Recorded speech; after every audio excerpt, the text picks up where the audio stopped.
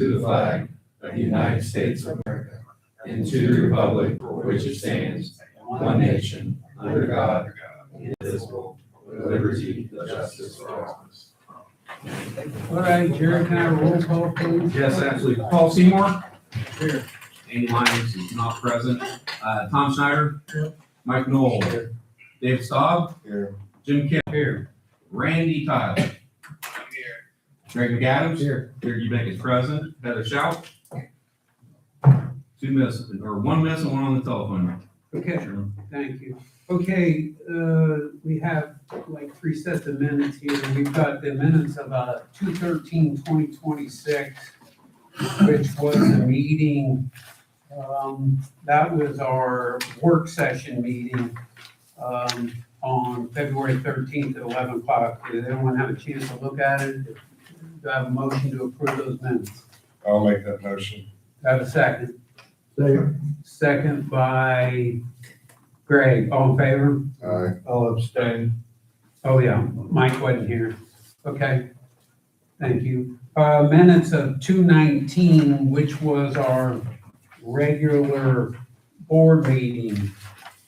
Do I have a motion to approve those minutes? First by Tom, or did you say that, Tom? Tom did. Oh, Randy had a couple of changes Okay. to make. He called me on, one of the paragraphs here. Give me a second. It says FEMA and it should say, so under superintendent's report, Lawrenceburg levy, it says FEMA, it should say the Corps. okay, And then he noted that, the meeting, under the other part, superintendent's report, Lawrenceburg levy continued on the third page. He noted, he, Randy, and Dave were also at that meeting. oh, okay, so you added those? Yeah. Okay. Okay, with those changes, Tom, your motion still stands, okay, good. Motion by Tom Snyder, do I have a second? Second by Mike Noel, all in favor? Anyone opposed? Thank you. Okay, then we have minutes from the February 24th meeting, which was, we just we're trying to document all the attendance, but and what went on a little bit, but this is the meeting when we had our levy safety conference in Louisville. It's basically just what directors were there, and we had some employees there, so do we need a motion on that too, for something like that? Jared, Ask a question again, please. did you see these minutes? I mean, When we went to Louisville when we went to Louisville? for the conference. I mean, you guys got minutes in front of you. Go ahead. I would like to approve. Okay, do I have a motion to approve these minutes? I'll move. Okay, motion by Greg, do I have a second? Second by Tom, all in favor? Anyone opposed? Okay. Approval of the agenda. I want to add something that was in front of you. Heather made a copy of it. Under the attorney report, I want to add engineering service agreement from the city of Lawrenceburg. That's Engineer, on there. Everything's on there. oh, is it on there? Mm-hmm. That's for. You caught it. Briggs payment. Yeah, agreement. Oh, okay. Perfect, I missed that. Same thing, right? Jim? Yeah, same thing, Right. same thing, I got some. okay? I wanna inform these guys of the Scotty Ricketts and the meeting we're gonna have with the city. Okay, Let's put it under the Lawrenceburg levy. And city meeting, Scotty Ricketts's daughter's property on West High, East High. East High, I'm sorry.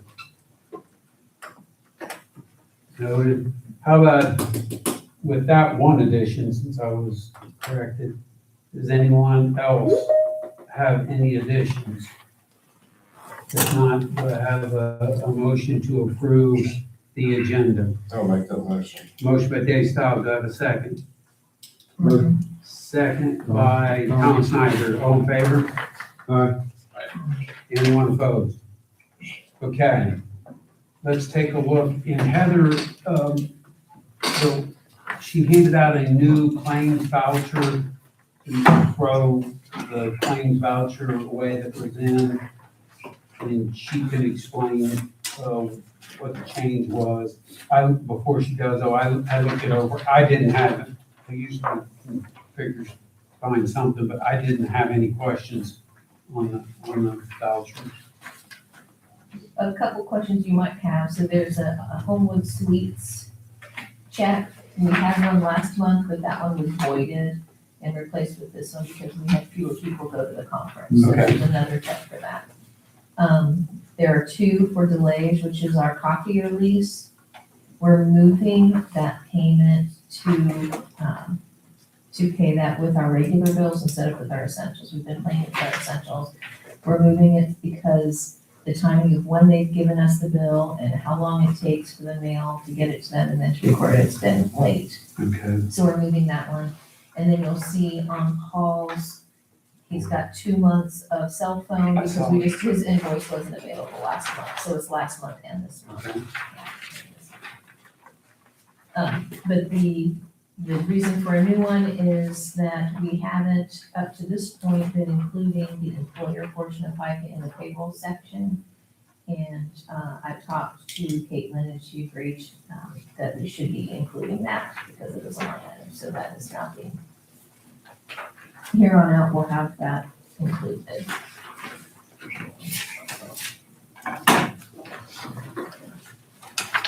Any discussion, any questions? I'll make a motion with those changes. Okay, got a motion to approve, the claims and vouchers by Greg, a second. Second by Mike Noel, all in favor? Anyone opposed?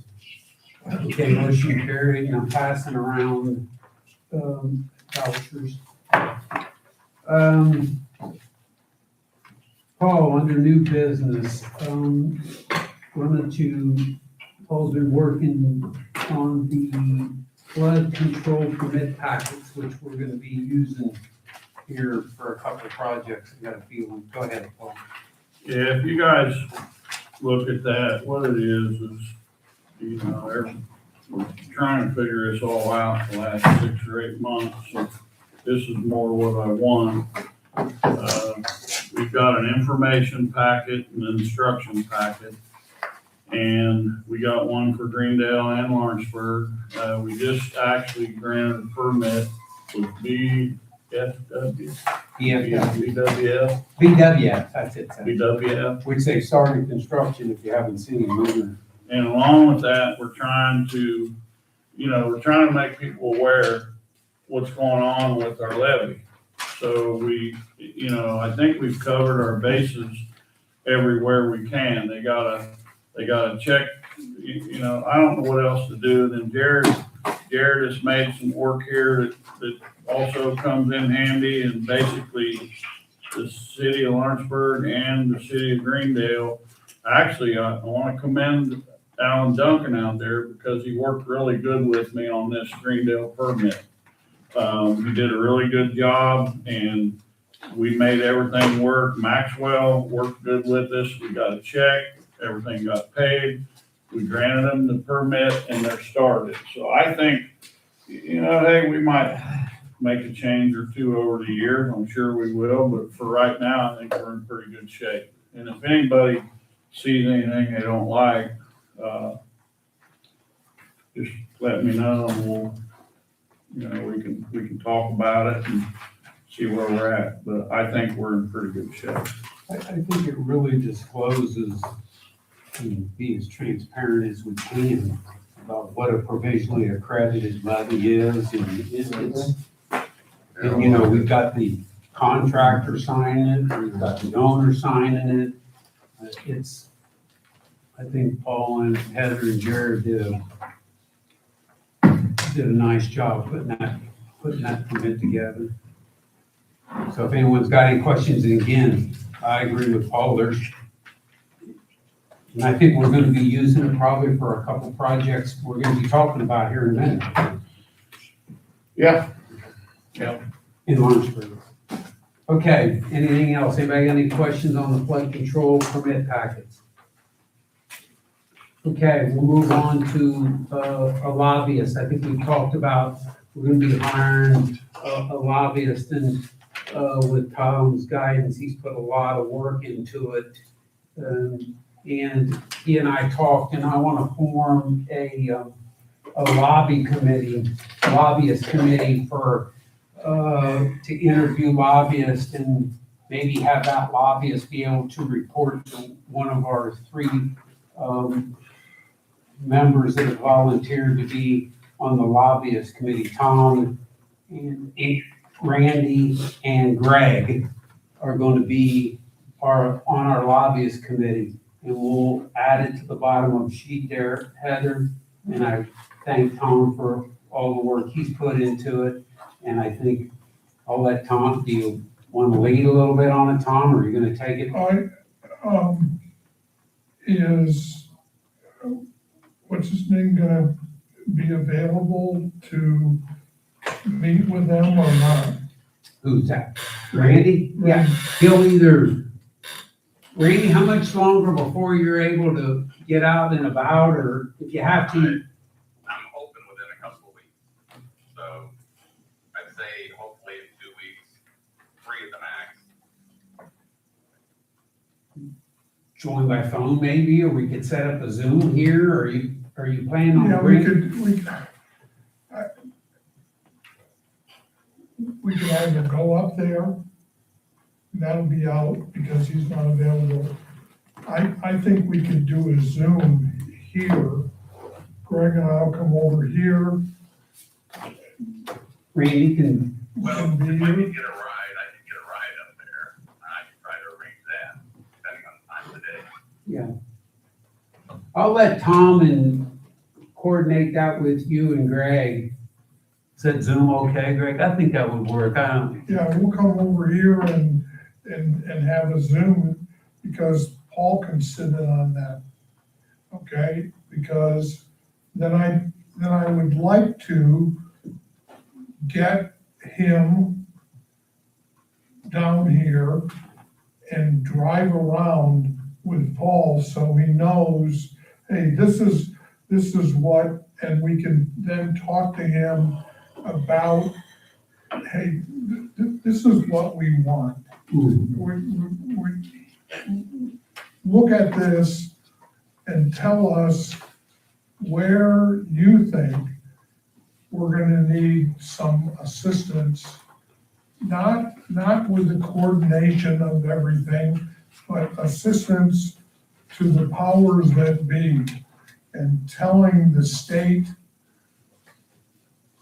the governor, and those people, hey, this is what we're doing, and we're asking for 60 million plus to be put into this area. And how do they feel about what we're trying to do, and do they want to be part of it?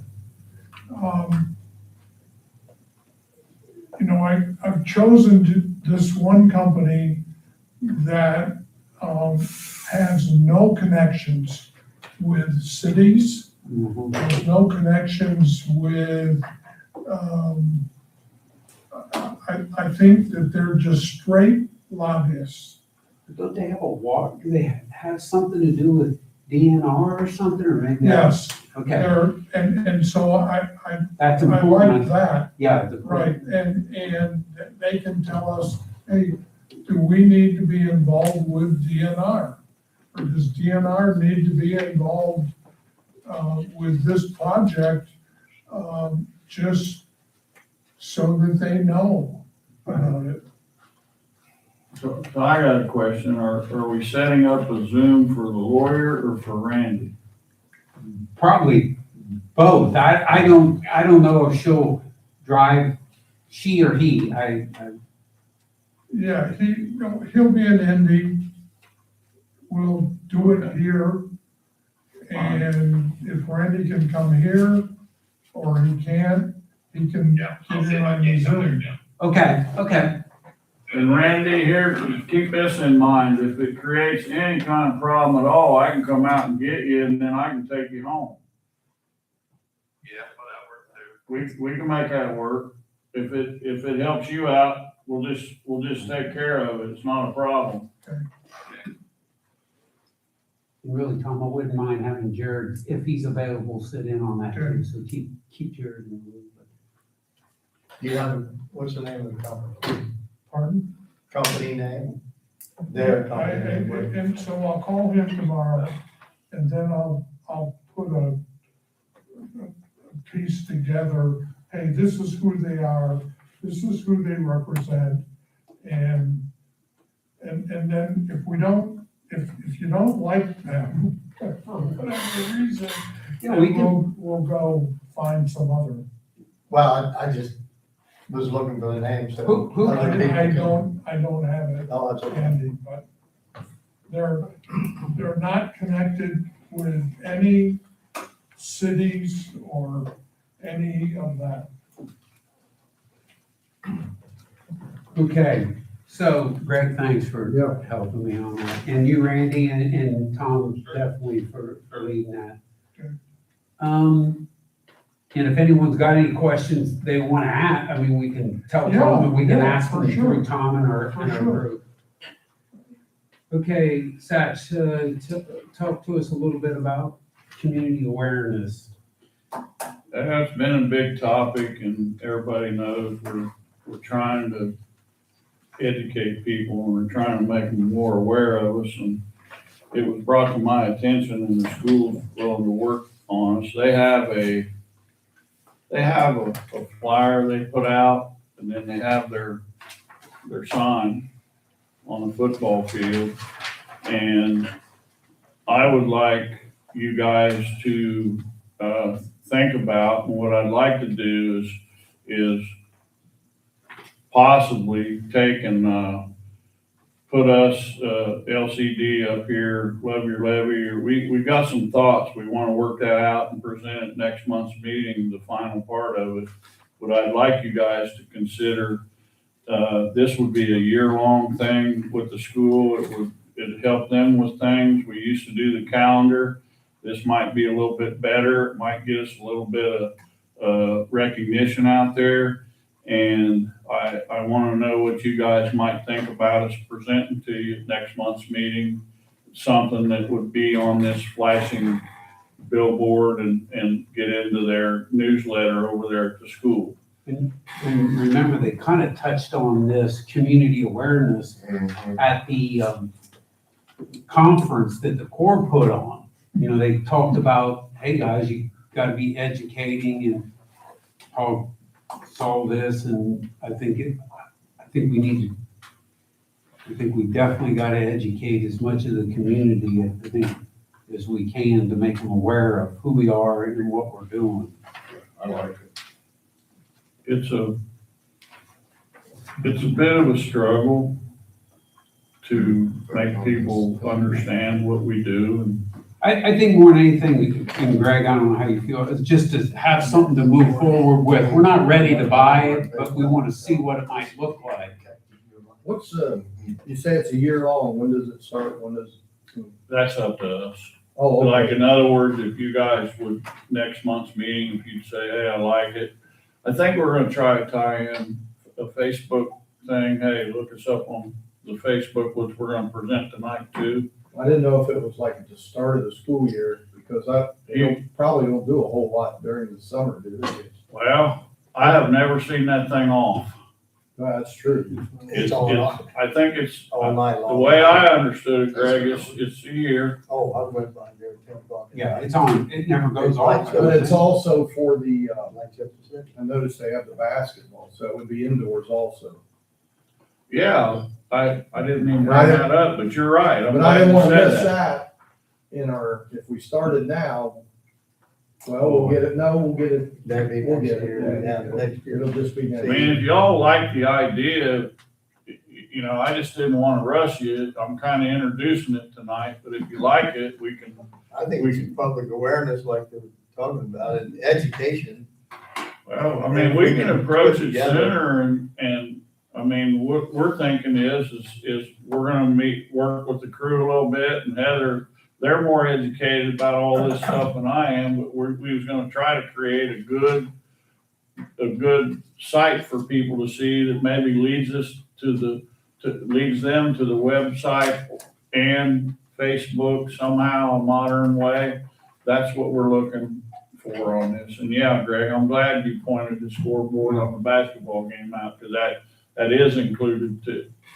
I think if there's enough interest, why not go ahead and, Do you want to see what they worked up before we do it, or do you want to trust Heather? Well, how about Well, I this? think- If you guys are all for it, when we get it worked up, we'll send it to you and we'll email you some things and for comments or something. Can the graphic be changed throughout the year? Like, can we use the That's a advertise good the summer help? That's a good question. It's one I'd have to ask and we can ask.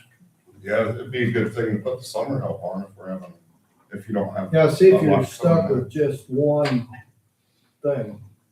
We'll ask. Yeah, we can ask. Then come Not a back to problem. us and then we'll decide, I guess. Okay, all right.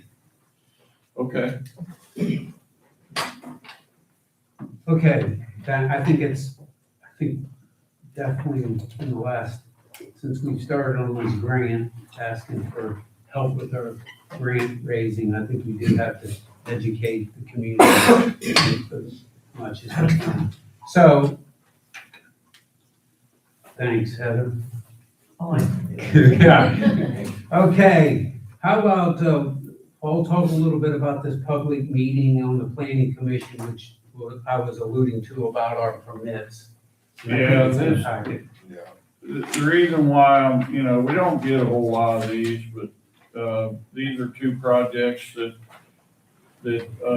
we did get to us, and one of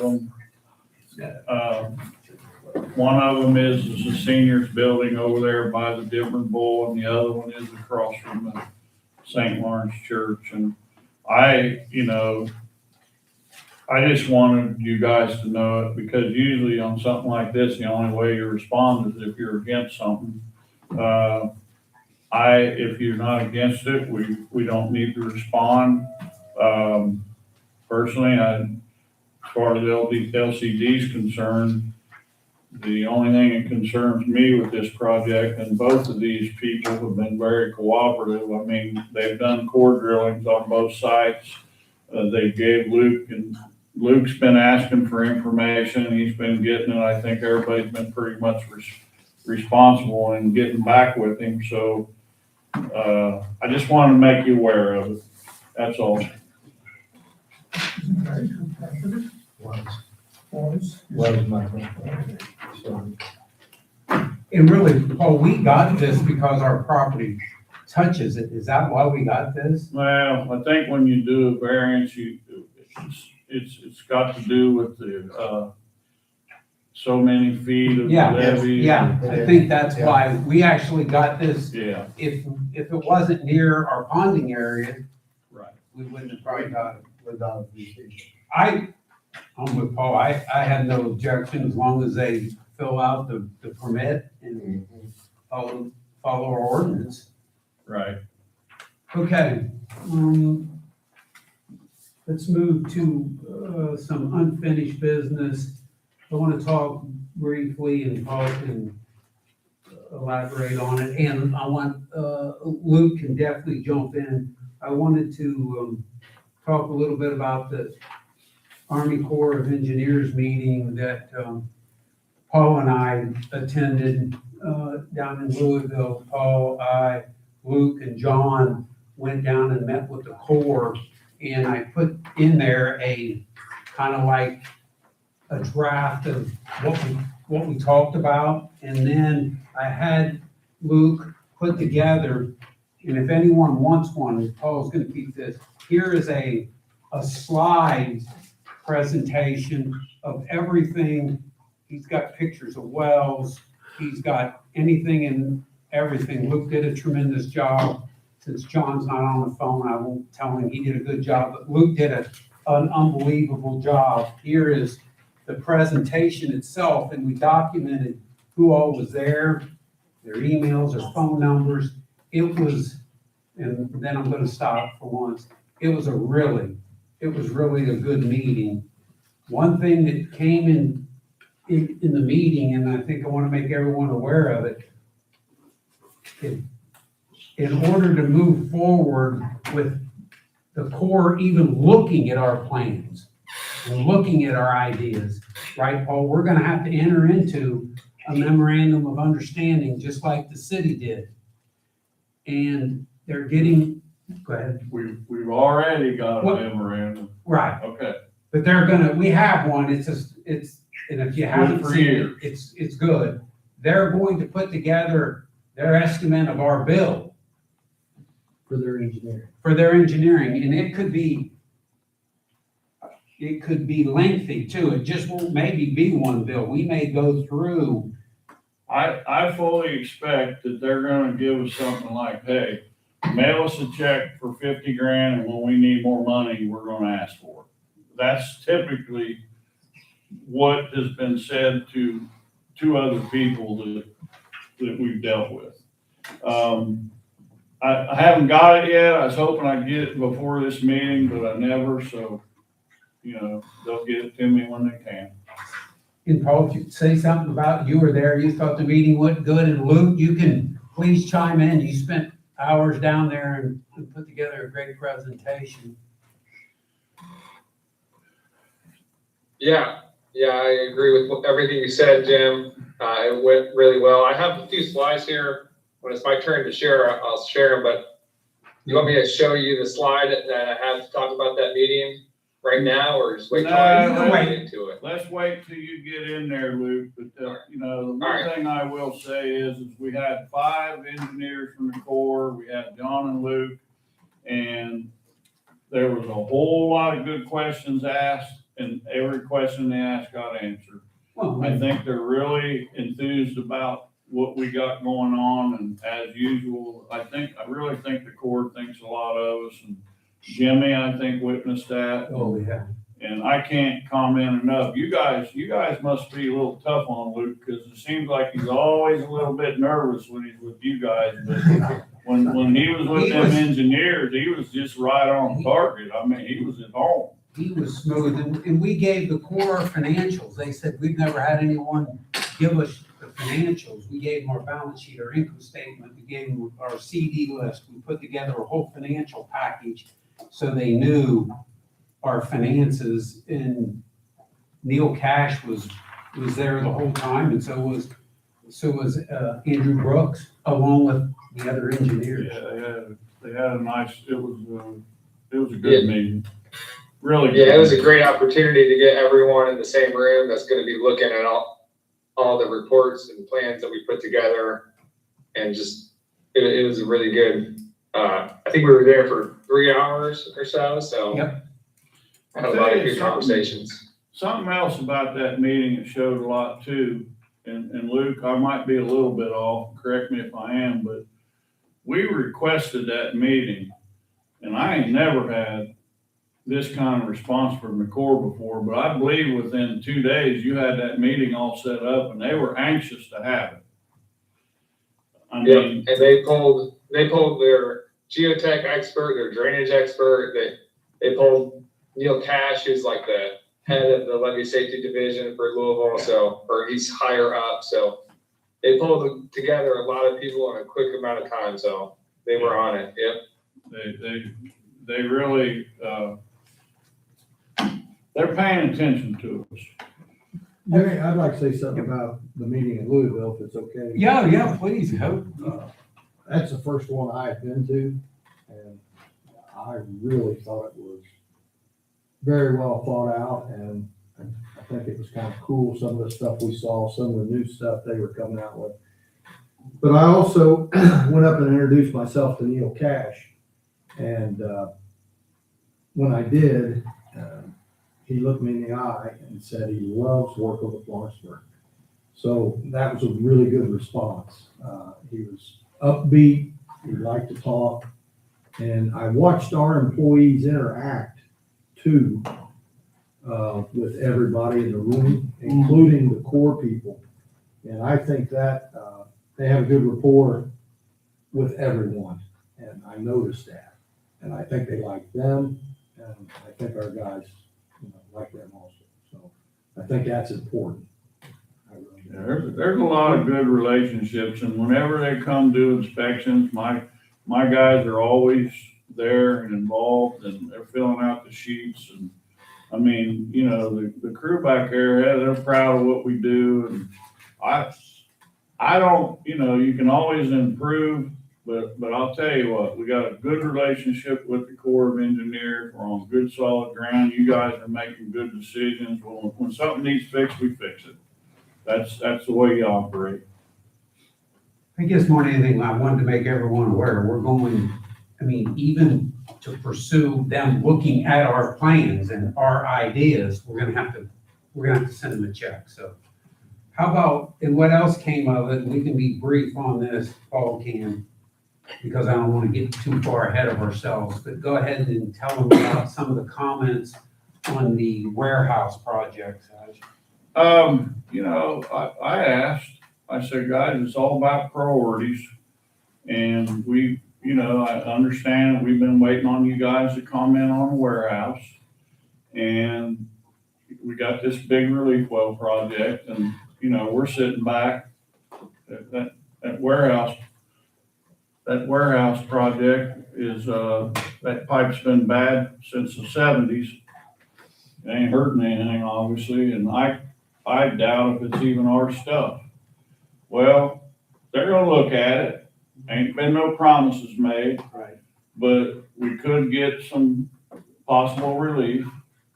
Not, like I said, no promises, but they're supposed to be looking at it, and maybe that's something that if you remember, the discharges on the stuff and the sonar and everything we went through, and then he gave us a letter, keep an eye on it. I'm hoping that we get some kind of the same comment. So I don't want you guys to be Yeah. surprised though. We weren't- I wasn't Come back and going- say, hey, we can't do it. I wasn't gonna mention it, but then I told Paul I think we should, because it just shows we went down there, we met with, and we had them in the room. We talked about our finances, we talked about our projects, and then we finally, at the end, got around to this. And They weren't against it. They Matter weren't. of fact, they've been wondering, and, you know, so anyhow, and it was good. I Good think conversation. Paul pointed out to him that it's corrugated rusted pipe. That doesn't sound like anything the Army Corps of Engineers put in. And I don't believe it was. No. And I don't think Luke thinks it was either. Nope, it was put in by others. All right. And I don't think, and we'll put Luke on the spot, but I think that if we don't fix that, I believe John Mundell and Luke will still certify our levy. What do you think, Luke? You better ask John. It was about a year ago, and it was a pretty solid, we laid it out, you know, in a very rational approach, and by the end of it, it was, yeah, we don't need these All right. pipes, but. Well, I put you on the spot, but that's all right. You gave us a good answer. Okay, let's move to grant projects. Berm, how about JMT, an update on, I think, were you gonna go over the, Yeah. yeah, go ahead. Hey, Jim. Hello, I got Jamie. Oh, I got Jamie here. We're gonna start with the BCA okay? update. Give you all an idea of where we are there, and then I can just run through some other things, after Jamie's done. So Jamie, you wanna share screen if you could?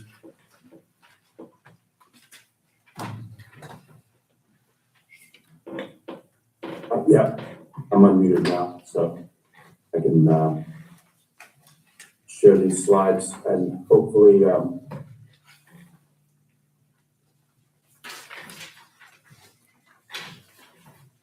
and you may have received prints of these, but as Berm said, I'm gonna just talk to you a little bit about where we are with the benefit cost analysis, and we've talked about this a few times over the last several months. I think we are essentially completed with this effort now. And I think the last time that we talked about this was back in November. And we were able to report then that we had been successful in getting the overall benefit cost ratio back above 1. It had dropped seriously as a result of that discount rate changing from 3.1 to 7 back in June. So that was what prompted our additional effort to go back and try to overcome the disadvantage of that. So that was where we were in November. And at that point in time, we had completed subtasks 1 through 7, and we were just getting started on subtask 8, which is the customized contents. And I think maybe at that time we had received 1 or 2 of those questionnaires back, but now we've gotten essentially all of the ones that we're expecting to receive back. And we sure want to thank Paul and the others that helped with running those down and getting as many of those back as we could, because everyone helps a little bit, some more than others. But so this is kind of where we end with it. We got like 15 of those questionnaires back, and that resulted in close to 19 million in additional benefits that we can document and include with our report. And most of that increase was in Greendale. That's where most of the companies that we had targeted to try to get this information from are located within the Greendale protected area. And here's a listing of the companies that we did reach out to, or that Paul reached out to, and others I'm sure that helped with that effort. So again, appreciate your diligence with that. The only one we didn't hear back from was Priority Steel, but all of the others eventually got back to us with their numbers. And so that was great. It really did make a difference. So as we stand today, that those customized contents got us up to an overall benefit cost ratio of just under 2 for the overall combined project. And then we're well above 3 for Lawrenceburg. We're not quite up to 1 for Greendale, unfortunately, but it did move it quite a bit up from where it was back in November. So we looked at what it would take to get Greendale up to 1, and it would be in the ballpark of 23 million. So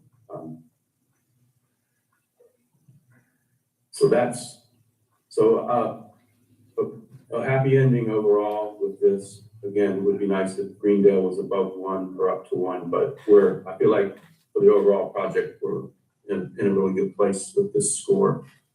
And we've come a long way since back in June when this happened. So I think that's about it for the benefit cost analysis. This will probably be the last update that we give unless something unforeseen happens.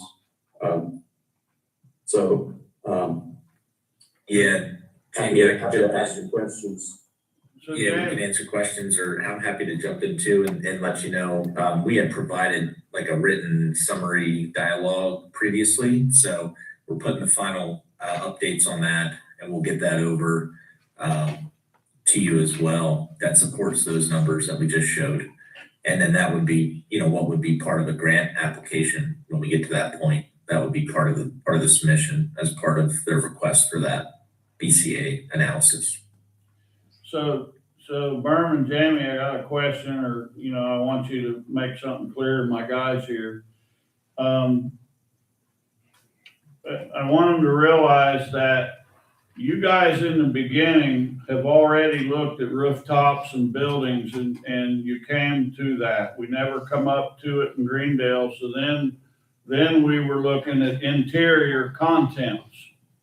So the way that I'm kind of happy about this 0.93, because I fully expect that factory over there at BWF to be completed within the next year.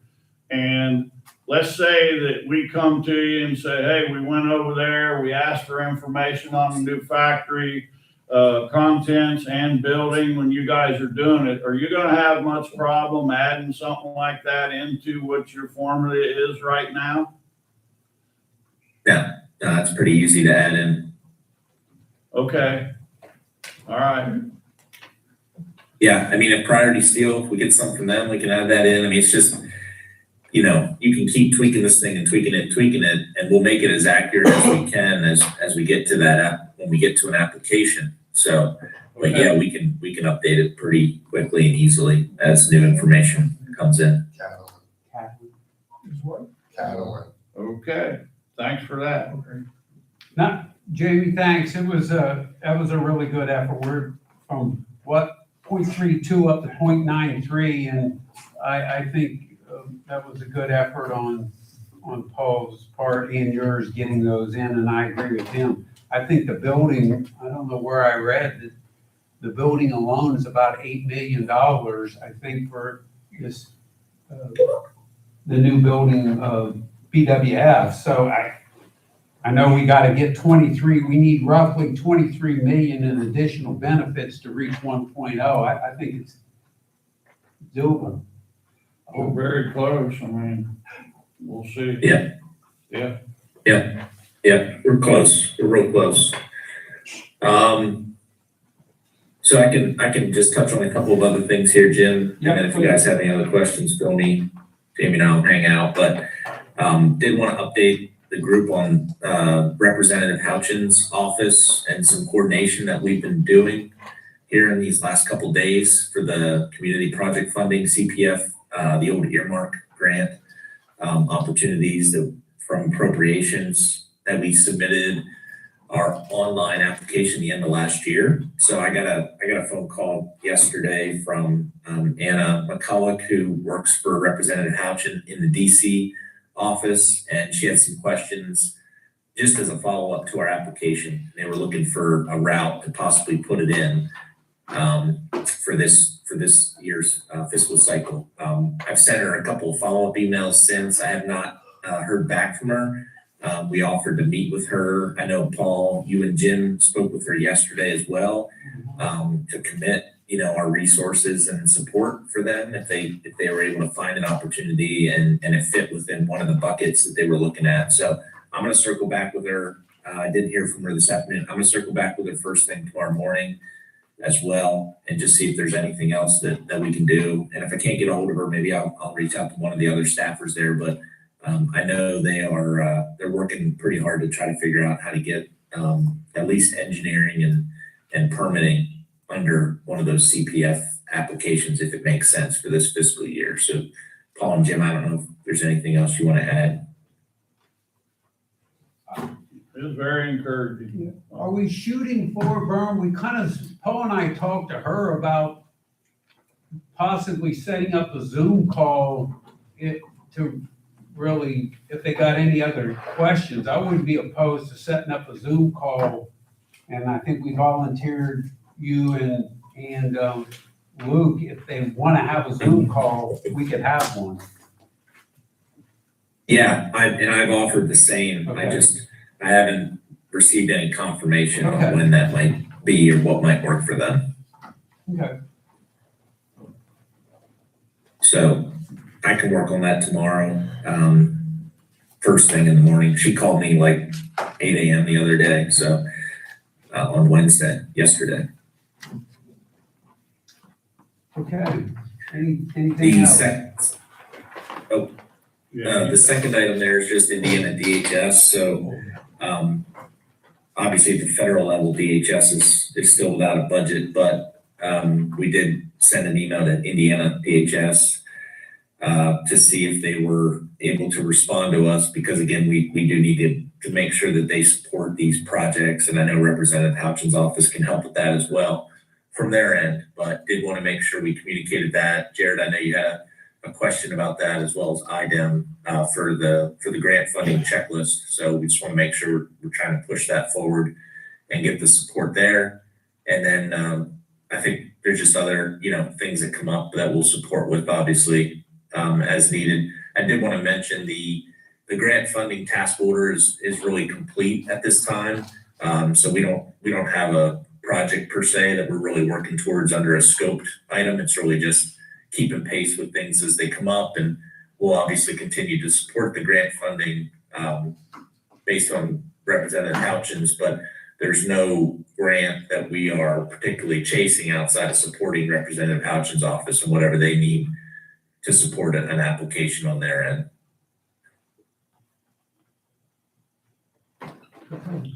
But if something comes up, what are we lacking? I don't know that we're lacking anything. Depending on the requirements of the state hazard mitigation officer, I think that might be the only thing is their support. I think we've got everything else that we've been talking about for over a year now when it comes to the hazard mitigation plan, which has been adopted. We've got resolutions for most of the local match. And I know there's conversation there probably still to be had. We got the BCA done.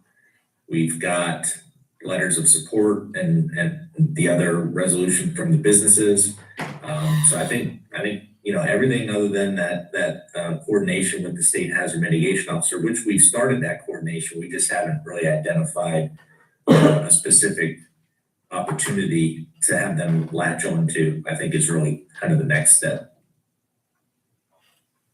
Okay. All right, anybody got any questions for Brian?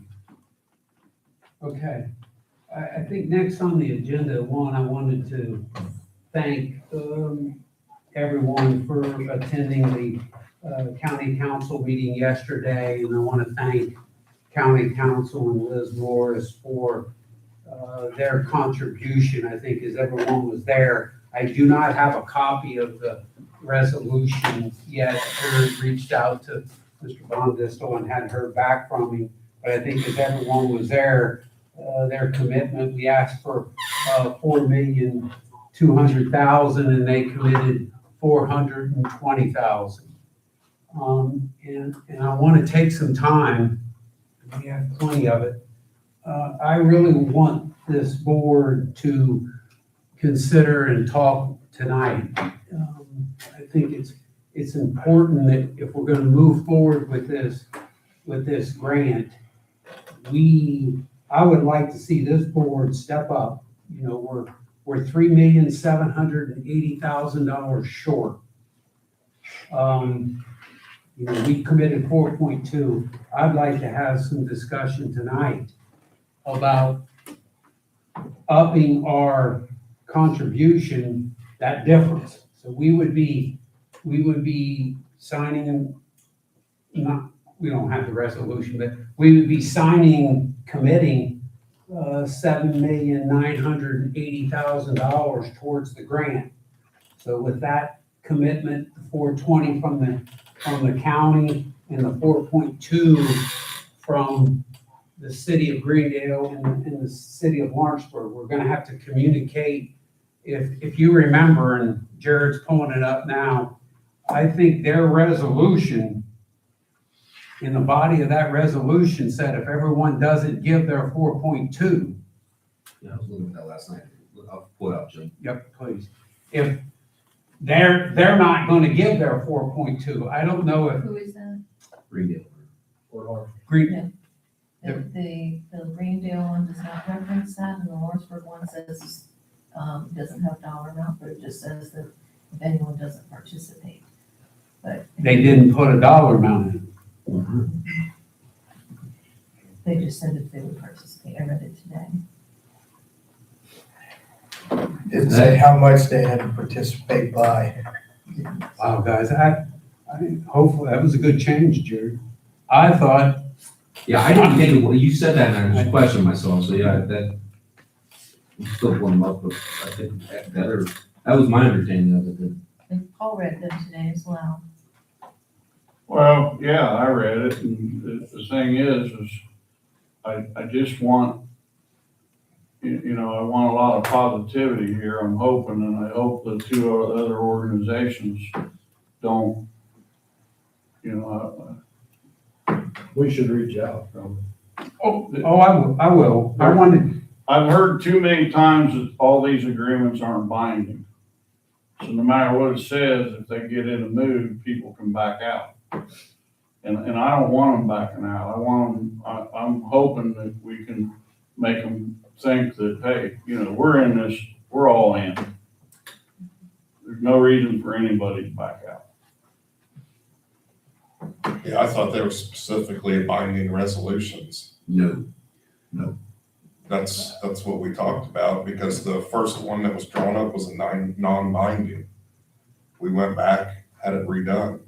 Yeah, and so what the compromise came to, the only thing that Greendale would accept is if there was an interlocal issue on it. So that was it, it was the only way to get it passed with Greendale. And so what we were in, Dave, was either nothing or, you know, I wouldn't say it's non-binding, it's a binding with contingencies, Yeah. right? And so that's what we had to settle for in order to get it done. but give me an idea, what would derail something in the interlocal agreement? I mean, I've never, what would derail it? What would we not agree to? They're giving us 4.2, we have a Right. $70 million project, we're gonna, we've got to account for the money, we're gonna have to have plenty of contractors and GCs and all kinds of things. What would derail it? You're asking what would trigger a contingency? One, we don't get the grant, right? Well, That's, right. yeah. Well, but I mean, that's the question. I'm good I think there. You're on a different level than what you're talking about the nitty gritty. So Yeah. how does the interlocal get derailed, right? Yeah, that's. So the I way, mean, I mean, I don't- the only way the interlocal that gets derailed is that there's some appropriation issue or something like that, where all of a sudden they don't have the money, then we're gonna have to come up with. The issue is this, it opens the door to coming up with a financial plan on how they can finance it. And so that's really what that interlocal is. Well- And so we can't come to terms with that could derail. Well, the county agreed, they did the appropriation last night. So- Yeah. So, So you think I should meet with Mark Fetty to see, I I think, mean, are they designating that 4.2? I think we talked about it in a CD So- that we're gonna be able to, so Greendale did that, right? Greendale. from has- redevelopment. They have come up with a plan on how to do it and everything else like that. So there's a plan in place for Greendale. I'm not sure about what Lawrenceburg's plan is. Of course, they have less of a financial worry than Greendale or the county does, of course, you know. But the issue is they haven't really appropriated or come up with a plan on how they're going to finance that. Lawrenceburg has. So probably, yes. How did the county, at the time, how did they, fund the courthouse, the jail, and all of that? How did they do that? Well, they had a whole bunch of money in their general fund, and so they had savings and reserves and everything else like that, and they blew it Did all. they not borrow any No. money? To my knowledge, no. And so I haven't seen the actual financing on the Tom, but my understanding, and it's more than understanding, because I had arguments with Mr. Bondesville about it. I'm like, why wouldn't you bond it? And he goes, well, that's a waste of interest money, right? And that's been the argument I've been given. So my belief is no, they just paid cash for it. I think Jim found out they were debt-free. Yeah, they're debt free. Jared thinks they've got a small 500,000. I couldn't find it. I believe, I saw some with debt service in there, so I might have, maybe it's not. but when we talked to Leah, I think they're close to being debt free. Okay. Yeah. So I think they paid the $20 million, I'm rounding in millions, 10 for the courthouse, 10 for the jail. And they paid that. either from their general or maybe their rainy day fund. Yeah, that could be possible. Their rainy day fund could have been 30 million. Now it's, And you pointed out that they have $8 or $10 million from the hospital. Yeah, you can give me, that- you're getting shaken thinking about talking about that. Go ahead, Tom, yeah. But they have savings. Yeah. Okay, and there are places for them to get money, and that pissed them off. No. When you. Well, sure. when you call- I didn't want to rub their nose in it. But we can rehash it. Yeah, I think we gotta move. Here's what I thank them. And they said they give $420,000. That's all they're gonna give us. And they did something better than that. They appropriated. They appropriated. So that's better than what we have in Warrensburg and Greenville right now. We're Because working. that money, that's real money. That particular part is, but the amount is not better than. Oh, sure, no, but Yeah. it's not like this, Greg, you promise $1 million or $100 in your pocket. You got $100 I in your think pocket. I'll work on this commitment from the city of Greendale, especially if this board decides to step up to 7.9 million. Maybe we can ask a little bit more gentle, but hey, guys, we're stepping up. We're stepping up. We need a CD assigned. I was gonna say, can we take some funding as a group and earmark that in a CD that we're showing proof that we're gonna step up to the plate here? We're hoping everybody follows suit as we get further into this project, 2-3 years down the road, that maybe the county comes up with some other funding and we're gonna have to approach them again and go back and say, hey, we've just earmarked this because we needed this project to move forward. We could not stand still waiting for people to sign on. So we'll do this with that intention of getting the grant to be funded. Then we can go back to everyone Yeah, we're gonna have and about, answer. one thing is that this council we're looking at, there's gonna be pretty much 3 new members after this next one. So Liz isn't rerunning, you got 2 people up in. Well, and that's another reason you revisit with Sure. everyone in those positions, and could be a total different take on the whole picture. But we can't wait that long. Yeah. And Can I ask some Berm, I just want to ask that question. Berm, I don't know if you've been listening on this, is he still here? Yeah. So one of the issues that came up is whether or not each of the stakeholders had to have a fair, equal amount. I didn't know the answer. I was told that we, go from 4.2. What we're proposing here is to increase our size. Would that still be matching grants in the eyes of that FEMA, or what does it do to us? Yeah, so it's okay to have varying levels of commitment from the non-federal sources. You just have to pass that 25% threshold. It's typically 25%, sometimes 20, but most of the federal grant opportunities are 25%, which is why we've been targeting that number. Maybe it got confused. So it doesn't make any difference if there were 10 groups in this and one group put 50% in and the rest dabbled a little bit. That's correct. I think our game plan was to equally divide the 25% amongst the 4 major stakeholders, but the sum of money of 25% of 67 million is all the feds would be looking for. They wouldn't be looking for equal shares from contributors. does that have any play in how they grade the overall application if it's not an equal funding? Can't say for sure, but I would think not, just based on my conversation with Jennifer Ray. Okay. I mean, I think we were under the understanding that the equal match would be the most positive way you could present it. It would, that's the kind of the Cadillac, if we're looking at cars here, like that would be the Cadillac approach, that they've all resolved to commit the same amount. Everybody's pretty clear that they're all in lockstep partnership together. But I think as long as we have the resolutions from all four, that's stronger than not having 3 out of the 4, right? Of varying levels of commitment.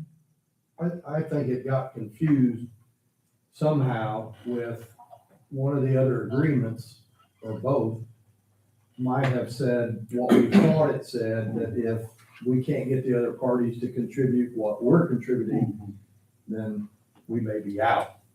Yeah, Here's the other thing that we got to start being careful about. We are not chasing a FEMA grant. We said from the beginning that if we prepare for a FEMA grant, that is the hardest one to get, and whatever comes up can be met. Now, Berm, I don't know if you had a chance to talk to Jennifer or not, but what I'm worried about is are we gonna get a resolution on a FEMA grant? Is that gonna make any difference? Because this Aaron Housing grant ain't a FEMA grant. Right. Well, nobody has put that in the resolution so far, so I should hope the county doesn't. they did last night. Well, They put the word FEMA. that's why I wanna make Jared aware of it, because you might be able to head that off at the pass, Jared, if we need to. That's what we kind of wanted. Any grant. We wanted to see. Well, we covered that, if you remember the first meeting we had with them at the county. Mr. Fetty was a little confused at how it all worked. And I just made a short comment that it's about 25%. Yeah, So if we get a $20 million grant, it gets divided into the amount that, You're exactly right. okay. the percentage Yeah, that that's each right. group That is. and it would be less now. But now they're calling this Aaron Housing one, a CPF berm or? CPF. So let's do it for instance. We asked for CPF money to get through permitting and design because they don't fund up to 67 million. I think the max they do is like 10 or something, maybe less than that. So I'm looking at the application right here. We put in for 6.3 million, which is what J&T and Mundell, from an engineer's estimate perspective, had just kind of guesstimated that's what that would cost, with the overall total project cost of 6.7 and change. So if we get 6.3 million and we get 20, and we have to pony up 25% of that, Jim, you probably already done this in your head. Yeah. That's about 1.58 million that LCD, Lawrenceburg, the county, and Greendale would have to kick in combined. You divide that by 4, you're looking at about 400,000 each. So that would run through their entire commitment almost, just to get through design and permitting That's right. if we got a CPF grant. The key would be there, I agree with you, Berm, is someone may say, we might not, I don't think I guess it was included in that, in their 4.2, but someone may say, hey, I'm not sure I want to commit that when we do all the permitting, Berm, and we do all the engineering, it's going to move our score up, but if we don't get if we don't get the grant, if we don't get the big grant, I think we've even asked you this, how good and how long are the numbers for?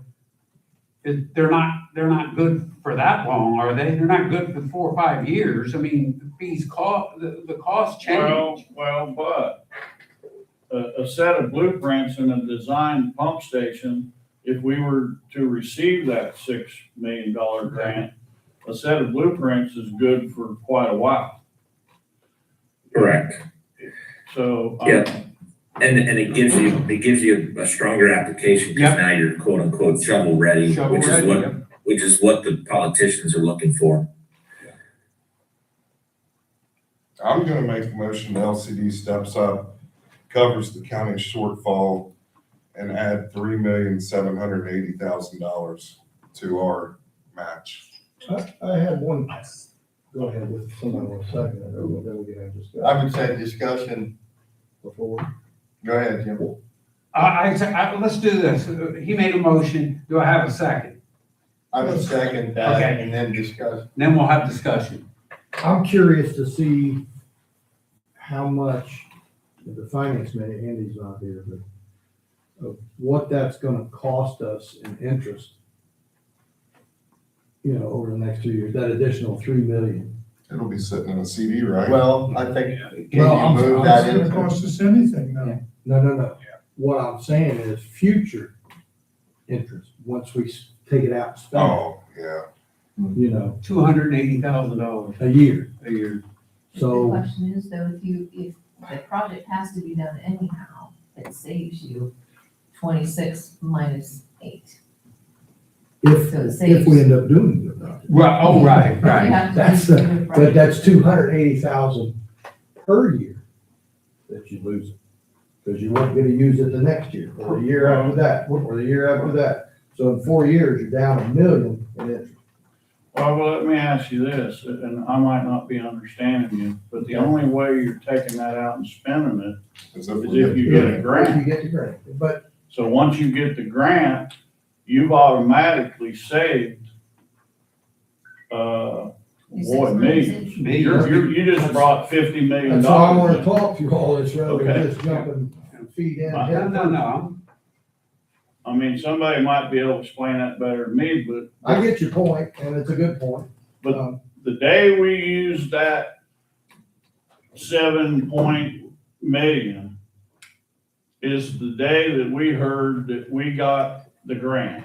But we could use a large amount of it just in this pre-engineering, correct?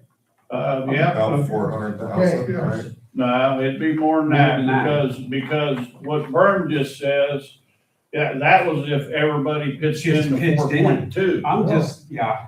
So we could do the pre-engineering, but we have to do it without having a grant, correct?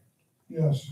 We're gonna get a grant. We just have to make up the shortfall, the 25% we have to make up. Aaron Houchin will give us 5, we gotta throw in, Do you know something I don't know? You just said we're going to get a grant. I mean, That's a What- hope. yeah. okay, That's a hope. so you can't hang your hat on a hope. But we could spend a lot of our money on the pre-engineering and stuff, and then everything falls through. Now, we've spent the money, because the question was, that we just had a question about how long is it good for?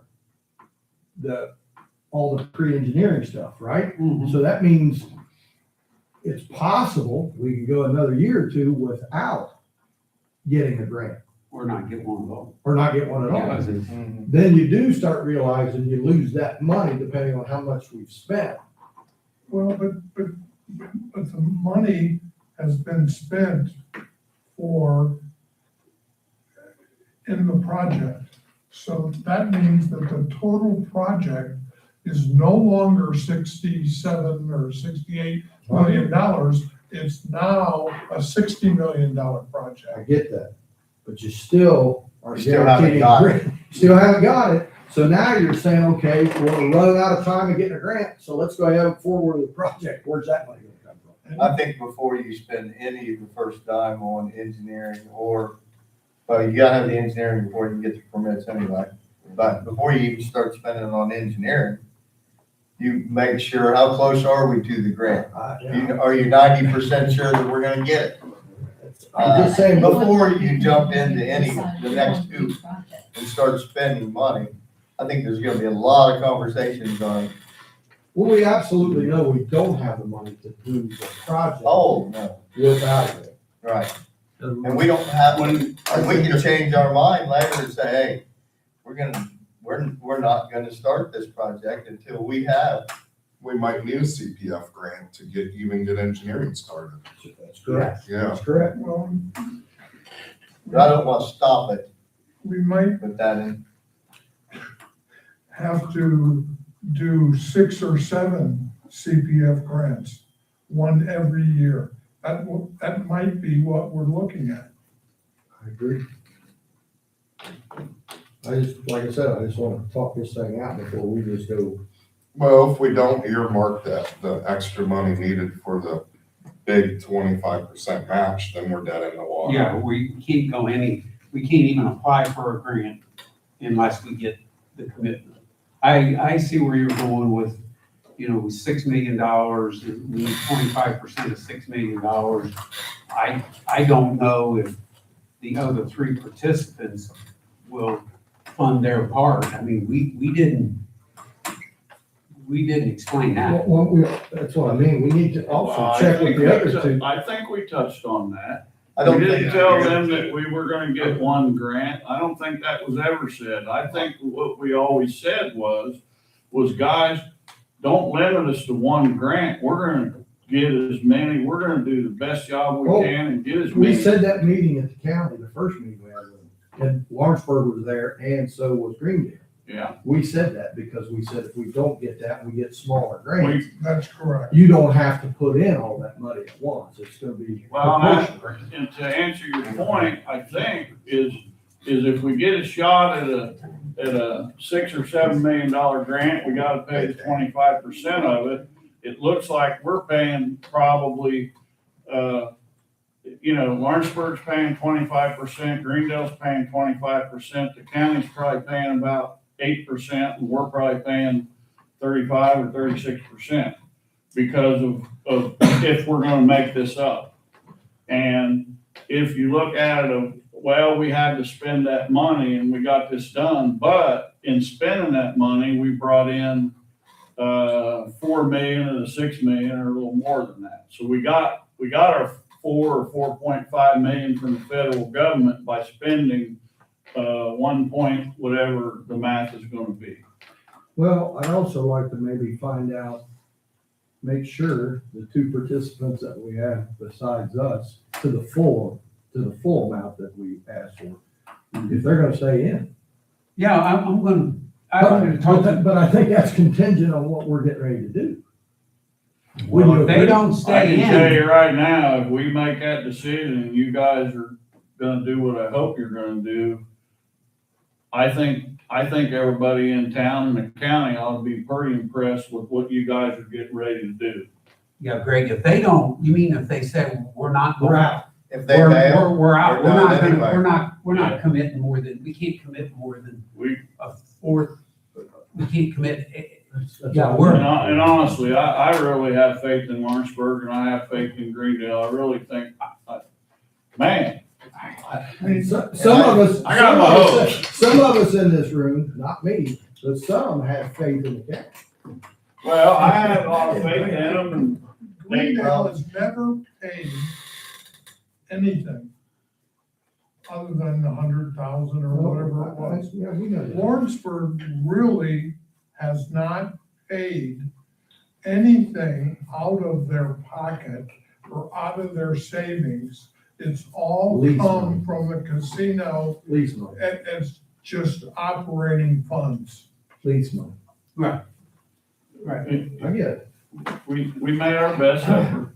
I think, Greg, from the way I standpoint is that in those next couple of years, a lot of things are gonna change in the county's positioning and who's on. Oh, yeah, So- I agree with you. No matter if they would have decided last night to support that 4.2, the next group that comes in could have changed that the other direction as well. The only sticking point with me, and I'm not saying it's a no for me, but is spending a big portion of our money, if it goes towards the pre-engineering that has to be done, and then we don't get a grant.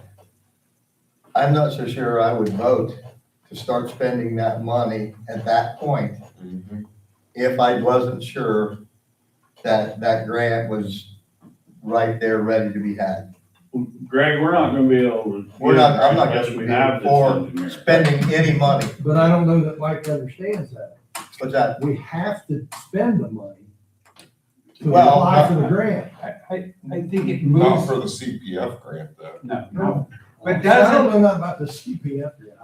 It's the one community that. fund, funding, the Barbara's L, talking about. Well, I am familiar with it, with the city, because they get it almost every year, because my wife does it, but I didn't know, see, we haven't kind of like been briefed on this. You haven't got the federal, you're not the federal grant, we're with that.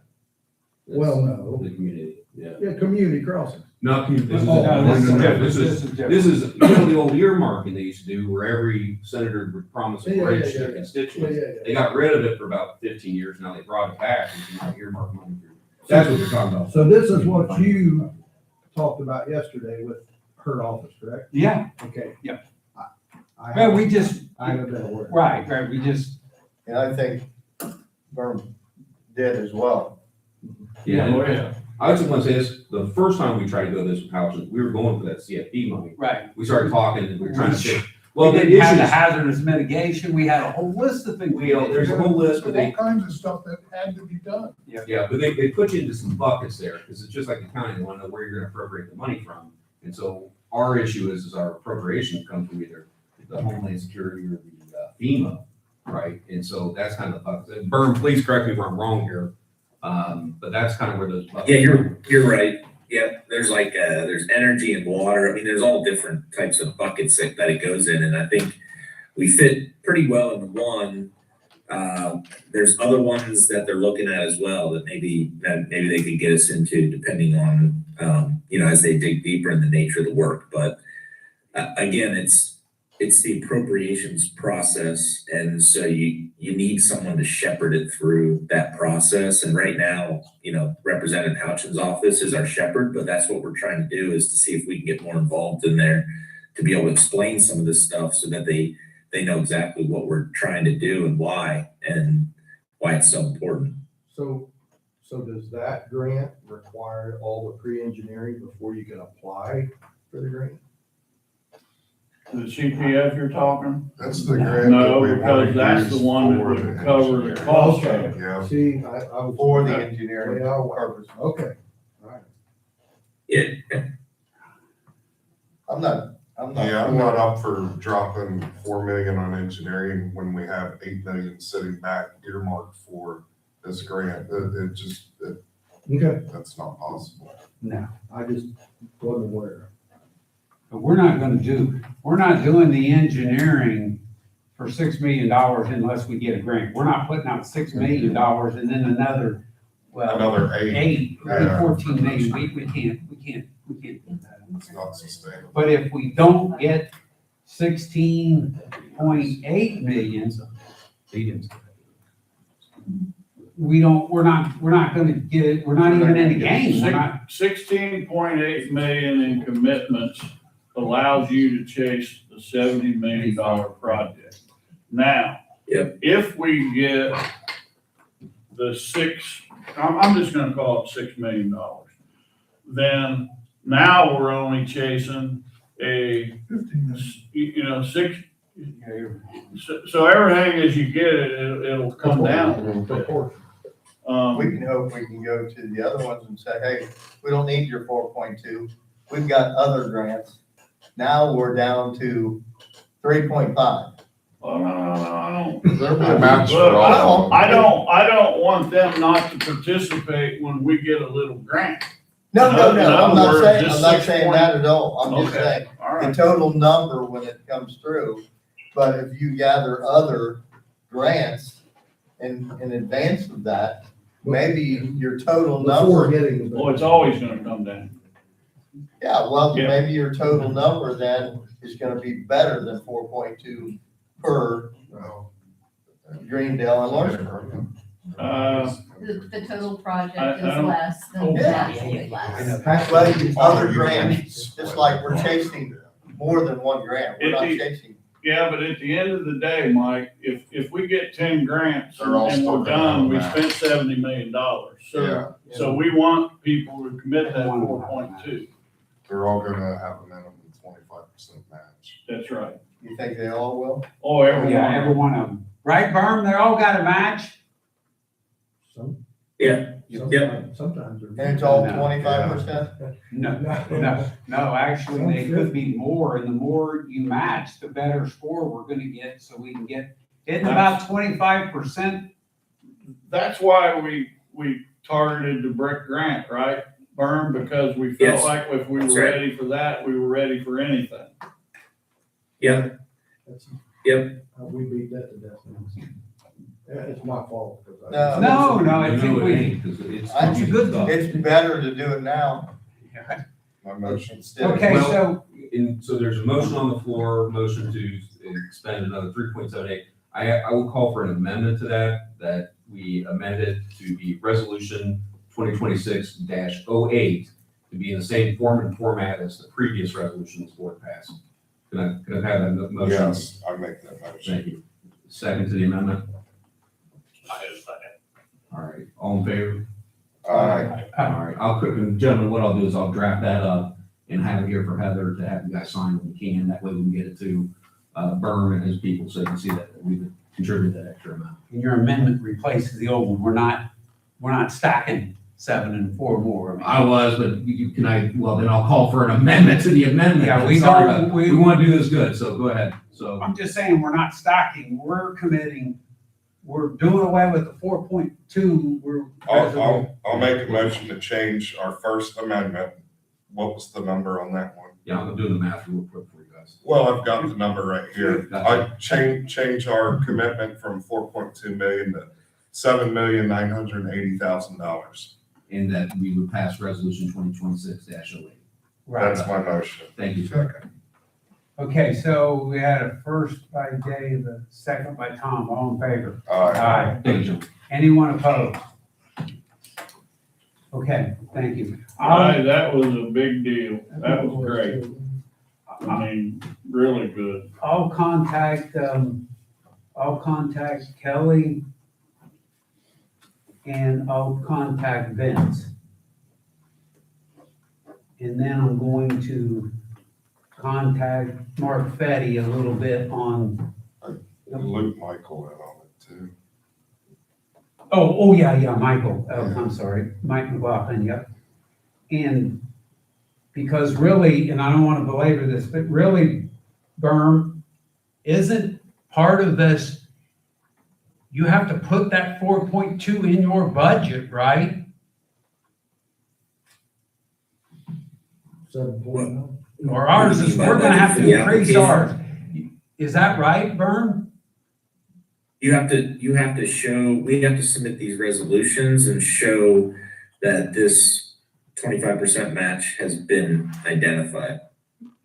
Can't we just earmark our enough CDs? Yeah, we Yeah. are. That's what we're doing. We've got it now. Or have we earmarked the CDs itself? I thought we double asterisk, no? I don't Not, think we did. not for this, we have it for the, CUNY maintenance fund. Right, well, we need, but we have it in our budget. I know, it's a, We have it in the budget. so I we're, think we need to look for somebody to gift us some funding. you interested? Uh, I mean, if there's anyone here that can gift it, hey, Bucks, fast and happy.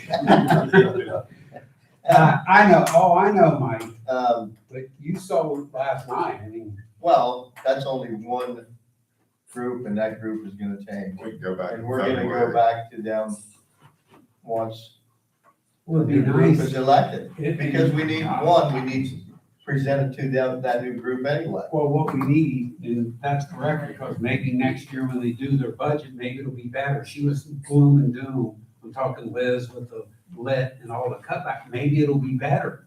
I don't. Things change. Yeah. And we wanna be on top of those changes. Unfortunately, it works the opposite way also. There'll be new groups maybe in each division, They'll be, and it could be good could or be bad. different, Could be Yeah. good or over. right? Well, You that's can't do anything That's about right, those. you're people. right. You have to This- do what, it's a shame. This board here could do what Yeah. be you different. do today, I know. so we're doing that. Okay, I appreciate that commitment and I'll do my best to talk to Vince and Mike and Kelly. Talk a little bit to Mike about how they're budgeting this at redevelopment. I think he went over it with me, but maybe we can get something in writing.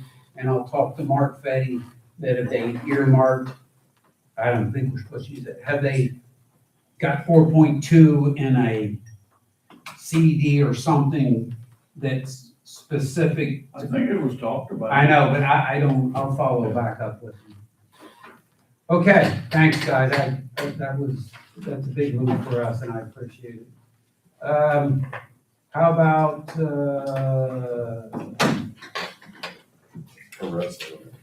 yeah, I'm sorry, Glenn, lost my train of thought. Mike's not here. Paul, you got anything for Mike Arezzo? Yeah, I do. You guys have got a small lettered sheet of paper in your packet. And what it is Mike has, contacted and got some hourly rates from some portable welders for these, floodgates. So from what I'm looking at, DeBraw Kimball, and I know they're fine as far as being able to perform the work. What, my thought is from what we checked and what they wanted tested in the report, I think there's maybe 2-3 days worth of work, for a guy to come in and work on the gates and tidy them up and do the welds. But here's the other thing, this Akron, the ones that came in and did the testing, after we do the welding and get that work done, then they were gonna come back and look at the welds, and then we're gonna have another report to send to the Corps of Engineers. That's why you see the Akron price that is in with that group. So what I would, So their welding hourly rate their welding hourly rate, if you look, is at the end. is $270, $375, but that also includes the inspection and the report. Oh, no, No. they're not gonna do any welding. Oh, I see. All that is the inspection. And that's what they charge for the inspection. Or no, wait a minute, but it's post-weld MT inspection.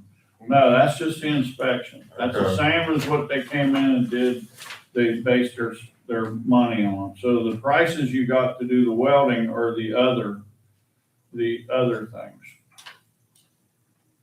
Cause if you look, you've got welder rate 0, 0, and 0, and then it's the inspection cost. They're $273.75 an hour for the inspection. He'll probably come in and do what we gotta do in one day. That would be my guess. Okay. So then we're down to, we need to rent a welder? Is that what this is? No, we don't need, all I need you guys to do is say, hey, look at those last lines. You got Okay. $214 an hour, with, dry cast piping, you got $134 an hour with DeBraw Kimball, and then you got Priority Steel at $138 an hour. Are you looking for a motion to hire one of these tonight? I wanna hire one of these tonight, and I'm looking at, 2 or 3 days worth of work, I think, on the floodgates. That's what I think it should take. Have we used any of these companies before? We've never done a project like this. Well, I mean, we've not used any of them for welding. Well, we used, Ted Ned over there, and Not there, yeah. when we had that. So now I know these groups, all of them are capable of doing it, every one of them. And Mike's already checked with them and checked for certifications and things like that. And they all have pipe fitters and people working for them. So they're all quality people. Low bidder. I'll make a motion that you could hire DeBraw Kimball or Priority Steel. Their hourly rates within $4 an hour of each other, whoever's most responsive. I'll second that. Okay, we got a first by Dave, second by Mike, all in favor? Aye. Anyone opposed? Okay, Paul, do we also need a motion to hire Akron for the post-weld inspection?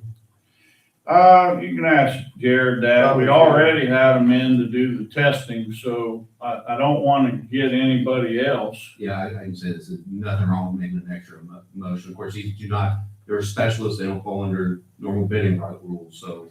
Yeah, I'll make a motion to hire Akron for the post-weld inspection and report after the welding's complete. And then we'll have to send that into the Corps. first by Dave, do I have a second? Second. Second by Greg, all in favor? Aye. Anyone opposed? Okay. Good work. As far as anything else Rizzo's got going, we are working still on the floodgate. He's gathering information on what we need to do on it. He doesn't have it all put together yet. He's waiting on a couple more prices. And we already talked about the MDP warehouse, so I'm not even gonna bring that up. After the Rizzo update, if nobody has any questions, I'm gonna ask Luke. You're up, Luke. All right, thanks. I have a few slides here. Share. We already touched base on a handful of these, so I'll still present. I only have a slide, but so we had that levy safety meeting and everything was good and LCD was well represented like we talked about with several members of the board there, the crew, Tasha Mundell, JMT, Jamie was there. Paul had a great presentation, talking about community engagement and all the grant work you've been doing. So that was great. Banning was actually there and they presented on the GIS mapping work they did for you. So that was again, another representation of LCD at this meeting.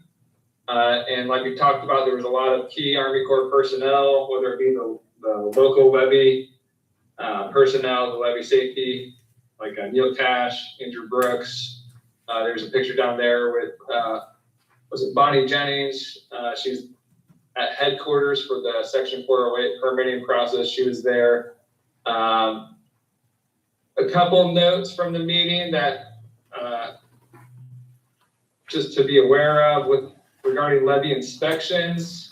There's still going to be formal every 5-year inspections. You can always request to do a special request inspection. That's for if you have like a big project, you can ask Army Corps to come out and do an inspection.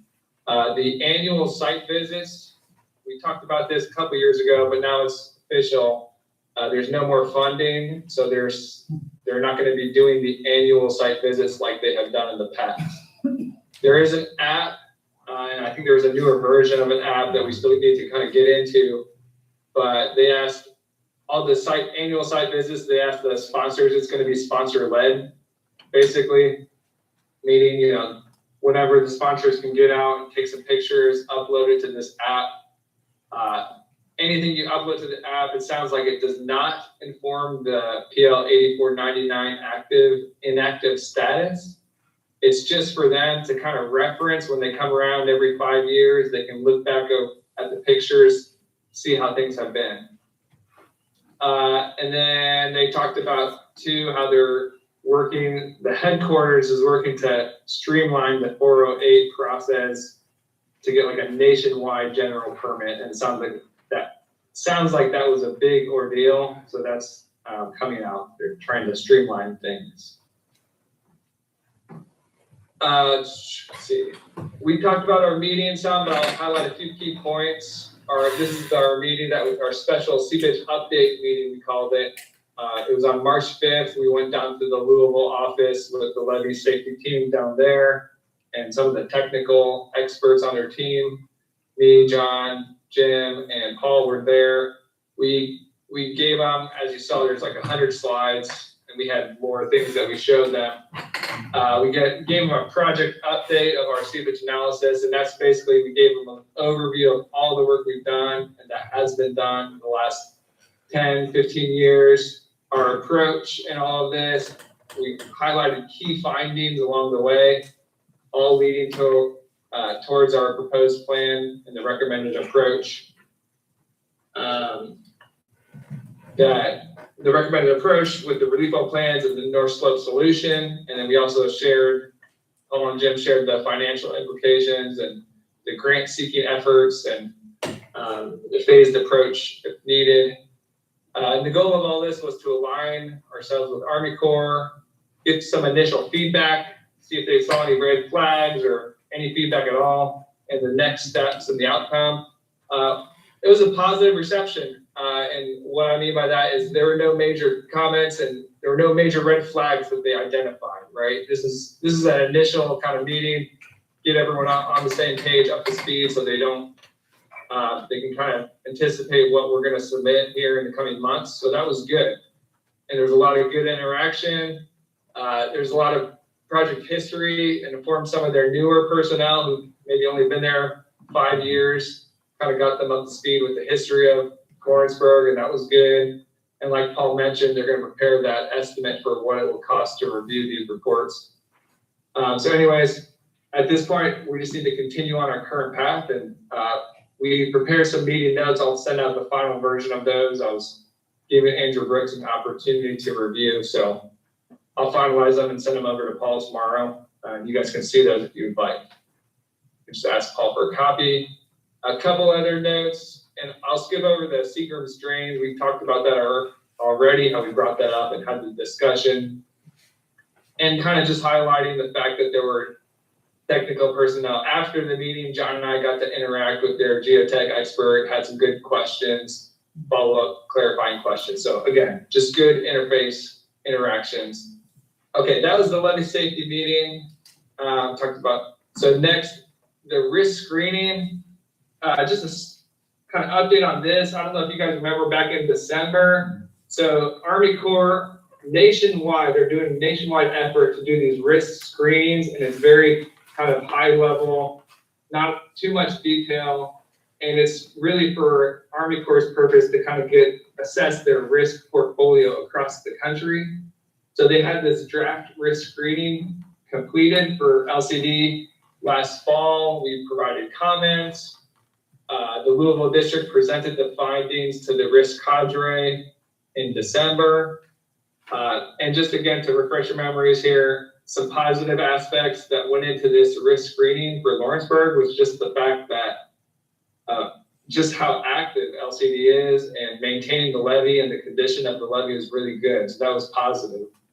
And then some concerns or some driving factors of risk that won't change really with Lawrenceburg is just the population that is protecting, the depth of flooding, the fact that there's limited exit routes, and all the property damage that there would be if it were to fail. So that's kind of the upshot of the risk screening. And then when the Louisville district presented in December to the National Risk Cadre, the National Risk Cadre said, hey, can you look a little bit closer at the backward erosional piping? That's one of the biggest concerns, the biggest potential failure modes in Lawrenceburg. Okay, and just as a refresher, where they were at in the draft screening, it was a moderate risk. LCD is a moderate risk, so kind of mid-range, and that probably won't change too much. Anyways, so the Louisville district, they were updating their risk screening based on that feedback. And two things to highlight here, because I think they're kind of finalizing their update. But the two things I want to highlight is when we went down there on March 5th, Timothy Tate, he's the Army Corps, he's a young, I think an engineer in training, but he's the one preparing this screening. So it was a really good opportunity. He sat in that whole meeting, he asked some good questions, and I know he was thinking about their risk screening. He recognized some of the nuances in Lawrenceburg. So it was just a good interface time as he's finishing up this draft update. And then last week we had, we spent some time answering some questions. Again, Timothy Tate reached out and he had some questions about the stability analyses that Phelan did. And so we went back through and fielded his questions and kind of got into the weeds a little bit, but we helped resolve all of the questions he had. So that we spent some time last week on that. We haven't seen the update on the screening, but just to say there was some movement and activity there. All right, so that was all the Army Corps interactions. The last thing just to mention to you, at the end of January, we had that meeting for the draft report. They sent out the draft report back in February. Comments are due tomorrow. Anyways, earlier this week, we submitted comments on the draft report. Again, it's pretty high level, not too much detail. And we had 7 comments, and they were mainly related to just clarifying certain things in the report, just clarifying, so if someone references this report in a couple of years, they're not confused and they can follow, because there was certainly some kind of ambiguity in the report. So it was a good opportunity again to send our comments there, and they didn't send the appendix, so we just said, hey, can we see the whole report, just so we can look through it before it's finalized. All right, so in summary, over this past month, we had the Army Corps meeting, good representation with Paul presenting and all of our interactions. We had that seepage update meeting with the Army Corps, and just to make sure we're aligned with the Corps. And then with FEMA, we had an opportunity for feedback with that LAMP report. So all really good interaction with Army Corps and FEMA over this past month and a half. And so now it's to us, Mundell, we're ready for the next steps, and that's what we're gonna be doing over this next several months. We got through all of those meetings, and now we can focus on finalizing all of our analyses, all of our reports, and that's what we're gonna be working on over these next several months. So that's all I had to share today, but if there's any questions. I got a question for Berm, now that you mentioned and talked about that LAMP report. Berm, you and Jamie, I mean, you did the same thing, right? You sent in your comments and I'm sure you did. I didn't know if you had anything to say on the LAMP report. Yeah, well, I wouldn't be too sure that we did, but we will. I just pinged Jamie about it, and it sounds like we got something started. I just need to put eyes on it and get it submitted, so. But we will. We'll get it submitted. All right. And just to say too, I submitted it and I didn't hear anything back, so I just got auto response, and they're currently shut down due to the partial government shutdown. So just confirm, if you guys submit it, you might not hear anything until you get back. Well, and I had sent a note a couple weeks ago asking if I could share that document with anybody else. The developer that was Petcore that was looking at something down in the Greendale Bottomlands, I got no response back to that inquiry. So, and I think I sent it to Caroline. So I emailed her, sent a follow-up email, and still nothing. And then I called her, but I think the call might have prompted her. And then I got this like automated response. So I think she was, saw it. Wasn't supposed to be responding, maybe, but did. Watching basketball. Okay. Anybody got any questions for Luke? Good job, Luke. Yep. Appreciate it. Thanks, guys. Yeah. Thanks. Berm, Jamie. Really quick, I went to Indianapolis, the DNR Stay Afloat seminar. I passed along a little bit of information to Berm. There was a couple of nice little classes that they gave. One of them was about some funding.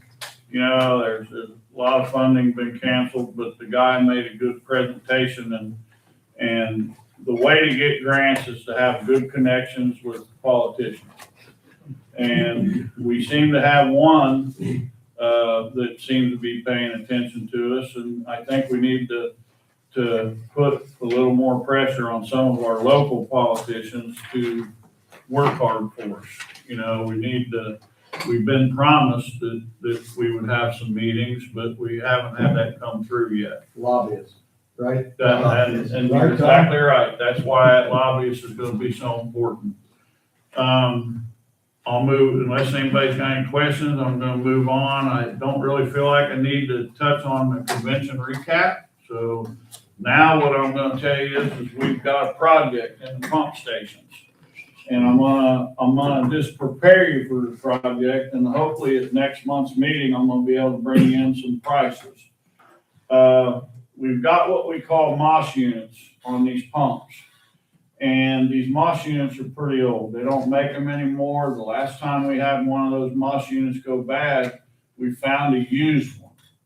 Well, we haven't been able to find no used ones.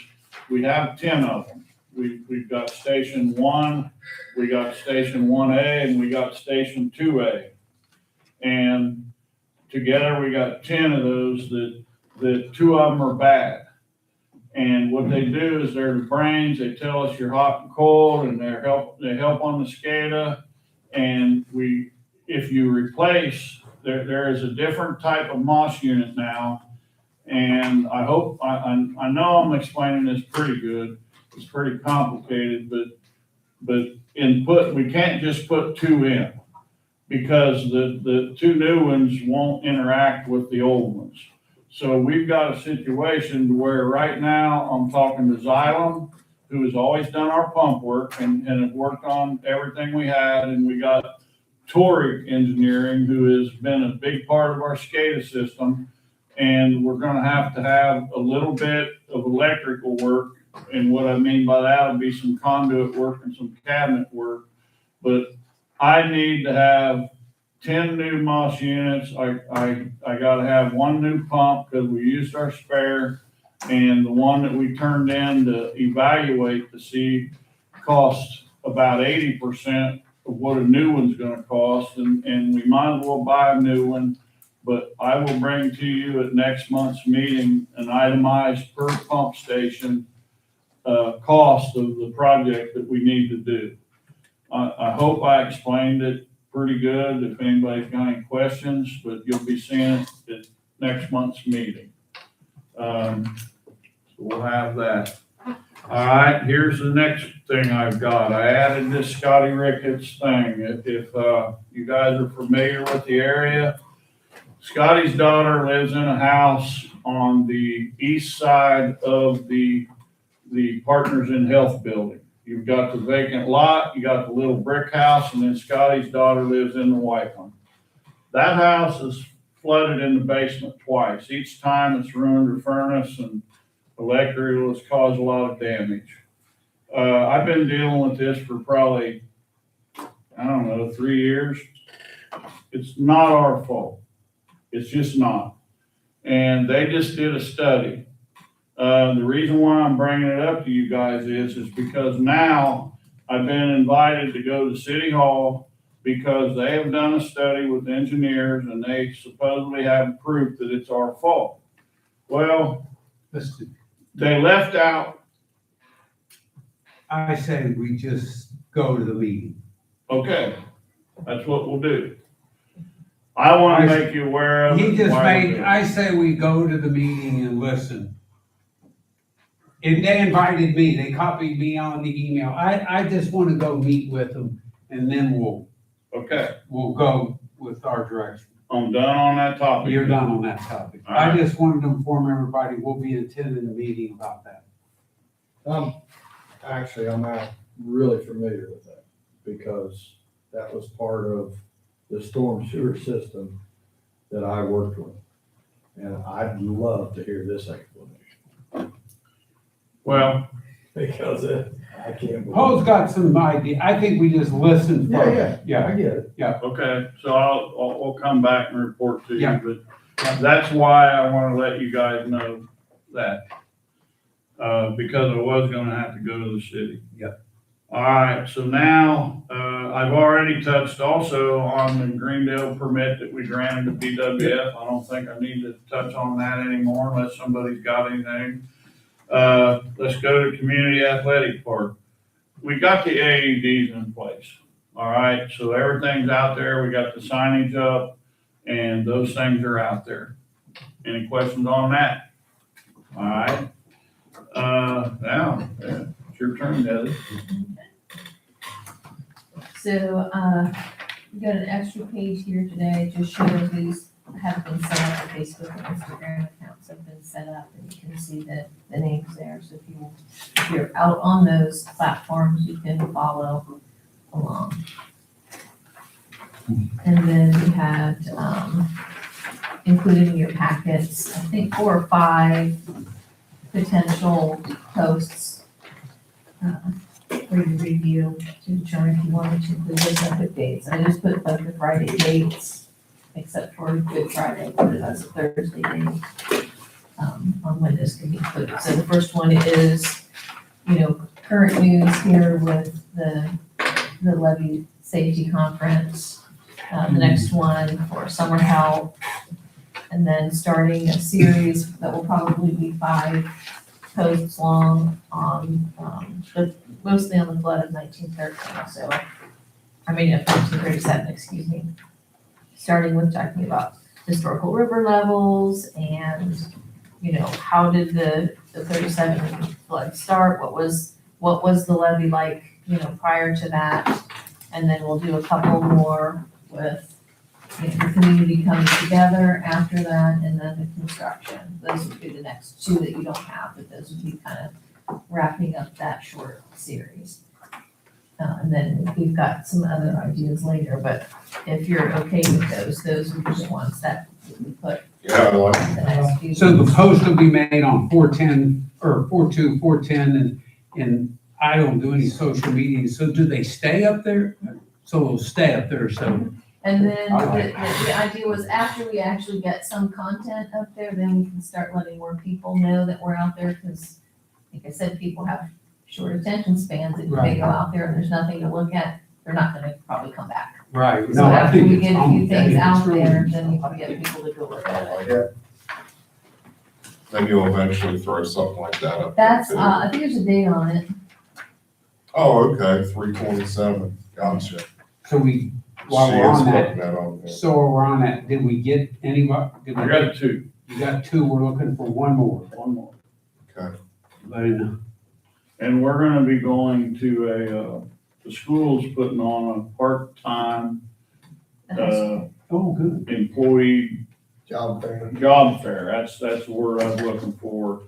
And it's for the people in the school to try to get them some summer work and things. So we're gonna go over there to that and, see what happens there.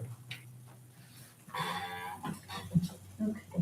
So yeah, if you have any questions on any of those or anything, let me know. But we're gonna move, everybody in agreement, we're gonna move forward. Yep, Greg, you good? I think, I didn't think we had, I mean, I think didn't we kind of approve this? right, but we wanted you to see Sure. the first Review the post. post, just to make sure everybody was okay with it. Meeting sheets, if I could get those first Monday in April, and I'll include those for the page that week. Then, and then we have the letter signed for the lease true up, and got the mayor's signature there. On me now? Yep. All right, so first one, deed is recorded. We gave, of course, the parking lot of the administrative building to the high school. We retained easements just in case anything comes up. Carl Gailey wanted me to express his great thanks to this board. Like I said, it's very rare that you have a public agency that doesn't hem-haw about giving away real estate. Yeah, I think he's very appreciative of our kind act on that. So that's it. It's recorded. It's back to him. Next topic, if you don't mind, Chairman. Yeah, I want you to move. So the next one's the engineering service agreement. So basically, if you remember the meeting, one of the conversations that happened with Warrensburg is they said, well, we can't pay you without an agreement. And so, my position at this point is, let's get an agreement together, we'll sign it, and let's get our money, right? And so, Mr. Weldon yesterday sent me an agreement. I got to take looks at it.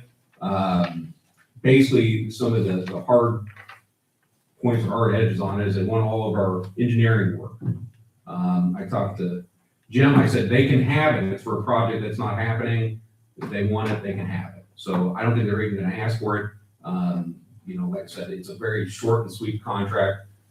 My position with the board is to sign this so we can get our money flowing. I don't see anything really nasty in here. It's a little, it doesn't cover what's actually happening in the recitals, but, like I said, if it's an agreement to give us $96,000, I think we should sign it and give them it. I guess I got a question. Did I hear you right in saying that they want all of our engineering work? For their for their For that project. project. Would you call what you did engineering work, Luke, or would you call it reviewing of their engineering work? I mean, what would we have to turn over to them?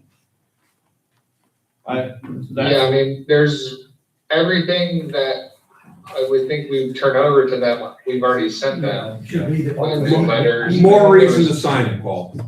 Well, I'm just asking because I don't understand. We don't have any. It's just a general statement, they will make sure that Okay. it can be in their hands, Yeah. correct?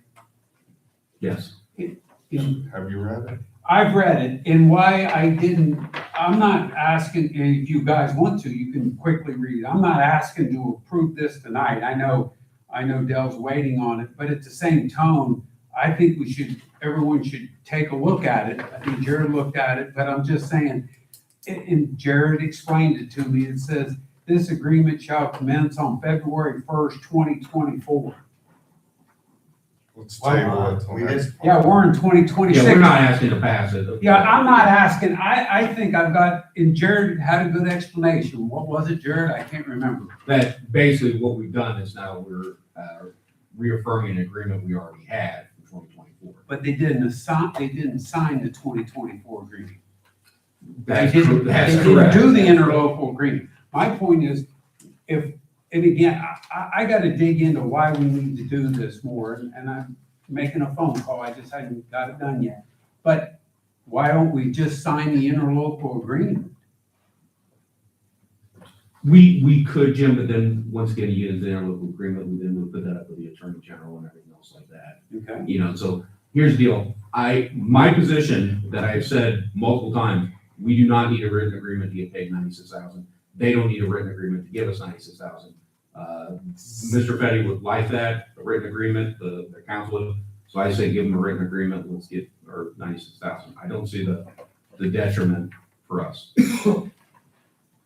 How long is it? Can we read it in? Oh, no, I wouldn't, I say wait. I wanna wait till next, Read through it, get it all to everybody. Dell worked on it, but just got it to us, and I want you guys to have things in front of you and read them. I think you should, because it just can't be.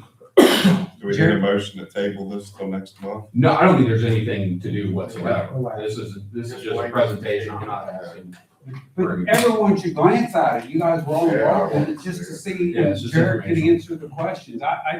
The deal where it says this agreement dated February 1st, 2024, I'd rather say, here's our bill, here's the agreement, it's March 27th.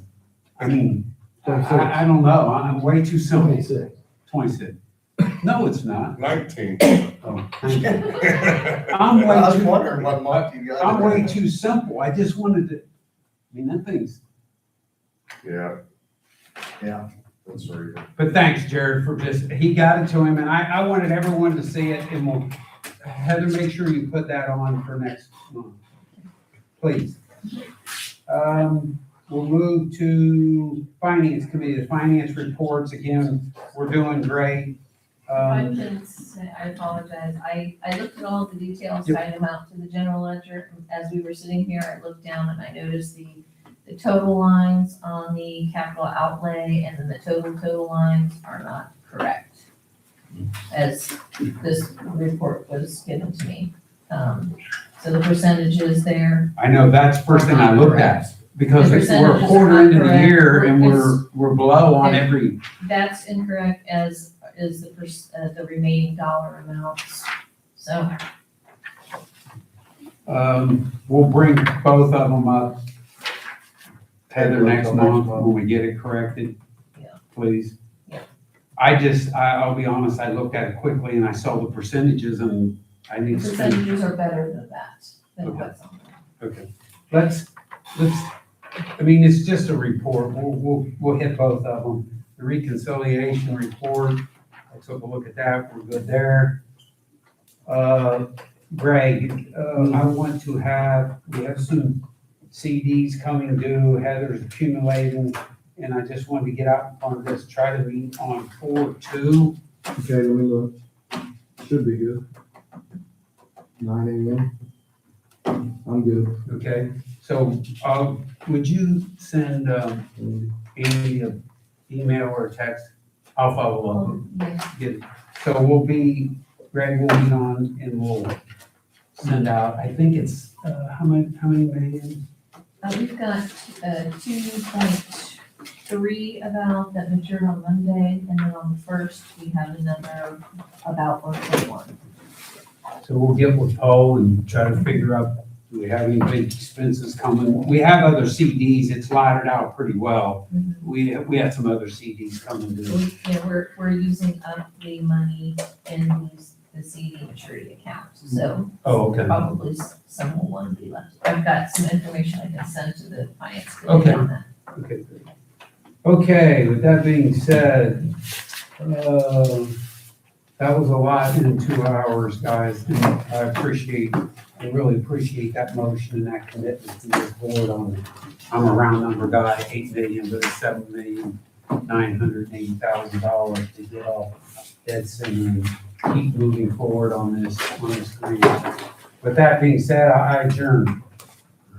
Thank you, Jim. Guys, thanks, everyone. Yes, you. Yep. You didn't ask Harlan if he had any questions. Did you have anything? No, just on your own. If you notice it, See, I've always got it printed, I've got it hanging in the office, so that I can I print didn't it care out. if we put on a chair, we could have something. He only We don't went have to worry about like windy. board meeting, he went I to. see each one. Are we off the air? Hey, Heather. Heather, we off? Not yet. Please.